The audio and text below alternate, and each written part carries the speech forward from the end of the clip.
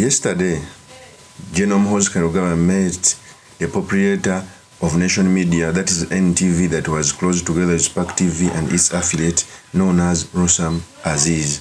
Rosam Aziz is a billionaire and is the head of Nation Media, a conglomerate of media stations across East Africa. In fact, here are the pictures.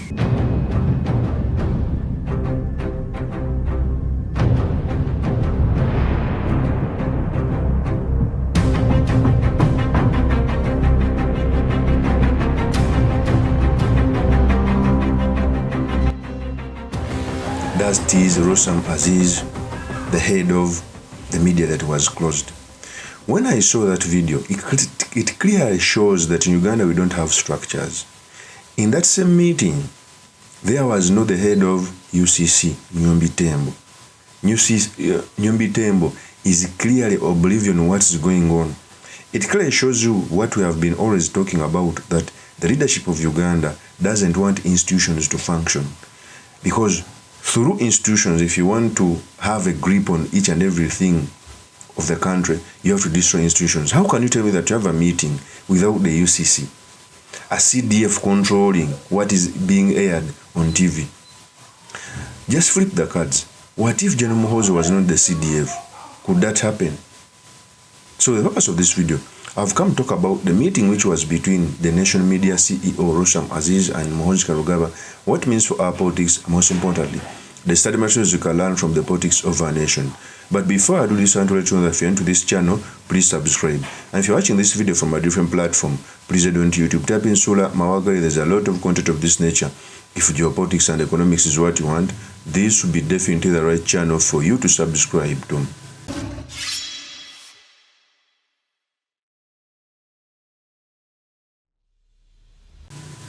So we all know that Nation Media was closed by MUHOOZI and Museveni. Closing a media station, however much you have differences, it is a sign of stifling free press. Andrew Mwenda came out and revealed what was in the meeting. He said these statements. The owners of Nation Media Group, about a series of complaints government has accumulated over so many years against the media company. He had a report this thick. The stories I have done over the last 5 years that are biased, untrue. You remember in journalism we have 4 principles. First of all, we must always be truthful and accurate. Then we must also be fair and balanced.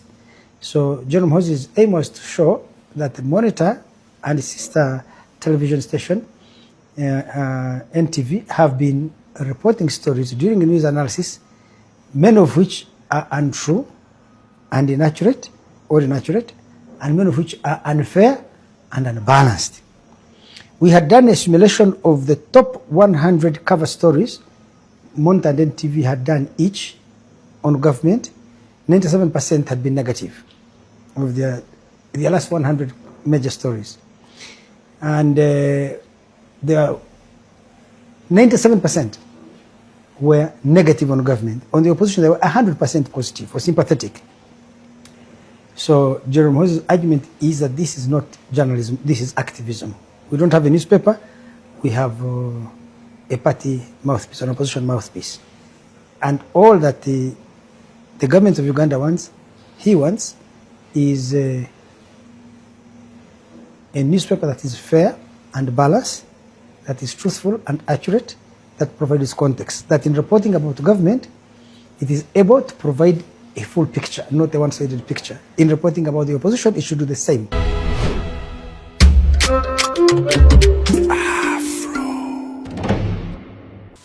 That is Andrew Mwenda.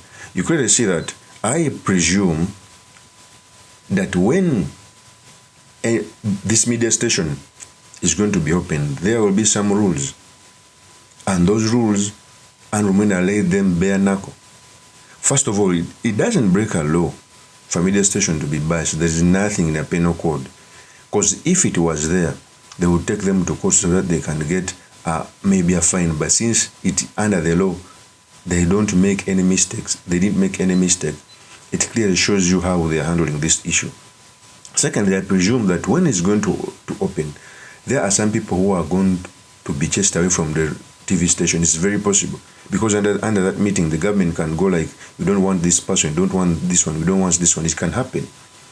So for me, the closure of Nation Media and even the CEO coming here, Rosham Aziz, it clearly shows how the government wants its grip on these media stations. I can flip the same question. How about there's very many media stations who are biased against the opposition like UBC? Why isn't the same thing done on it? But since it's pro-government, it even takes our money, taxpayers' money. Nothing can happen to it. So, one, in all this saga, you clearly see that there is no UCC anywhere, an institution responsible to regulate what is happening on social media and mainstream media. It shows you that everything is being handled by the military, by the CDF, and we are already in the high gear of a military system where everything is going to be conducted by the military. You won't tell me that the UCC representation or the head of UCC Nyombi Tembo was not near this meeting, yet we are talking about his docket. Okay? So, all signs of pure military dictatorship are clear, and it's very bad that we are going in that direction. I hope NTV and this conglomerate take these people take on these people in court. I know they are going to win the case. You remember when they closed Daily Monitor? Daily Monitor had to go to court so that they could be compensated 3 billion, and they won the case. So for me, all this is aimed at threatening the producers, etc., and those who run and production managers, so that they can maybe start airing out pro-government stories contrary to what is supposed to be done in the media. Donald Trump has differences with CNN and ABC News. There is no day has ever come out to close them. It only complains about them. That's all to be done by the same regime here. Of course, as my PM is truly Mr. Makindi Kabisula Magal. If you're into this channel, please subscribe, like, and comment so that I'm motivated to do more of such videos. I'll see you on another one. Peace.